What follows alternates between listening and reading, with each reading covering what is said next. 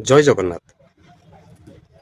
किए कहला आपण मानकर सब कर्म भाग्य लिखा जाइछि बोली? किछि कर्म आपण मानकर भाग्य लिखा जाइछि। शुभ आउ अशुभ। शुभ कहले आपण मानकर सफलता, पुण्य काम। पुण्य कामर जो शुभ फल आसी थाए, सफलता, चाकरी, निरोग शरीर, ये सब शुभ फल शुभ प्रारब्ध शुभ कर्म प्राप्त होता है।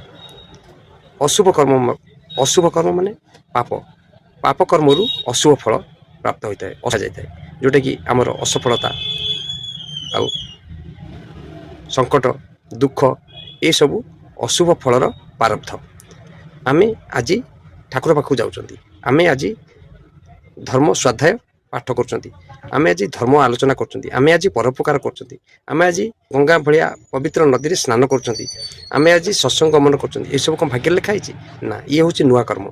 आमे जो नुआ कर्म करछंती, आमे जो नुआ कर्म करुचंती, आमे जो सत्संग जाउचंती, आमे जने गुणी लोकन सारे मिसुचंती, आमे जने सत्संग शास्त्र पाठन करचंती, ये सब नुआ कर्म रे जीव। आर फल हमको निश्चय भल रूप में मिल। आमे जाउचंती किछि गोटे दुर्घटना घटिला, ये होची प्रारब्धर अशुभ कर्मर फल। ये पूर्व किछि किछि लिखा जाइछि, किछि कर्मर प्रारब्ध लिखा जाइछि। तामाने सब कर्म लिखा जाइनि भाग्य रे। हमको नुआ कर्म जो आमे करछंती, जने दान धर्म करछंती, परोपकार करछंती, ये कोन आगु भाग्य रे लिखा जाइथिला ना? से एबे नूतन भाव में करछंती, नाम जप करछंती, 15 दिन हला अभ्यास करके नाम जप करछंती। ए कर्म आगु लिखा जाइथिला, भाग्य रे लिखा जाइथिला ना?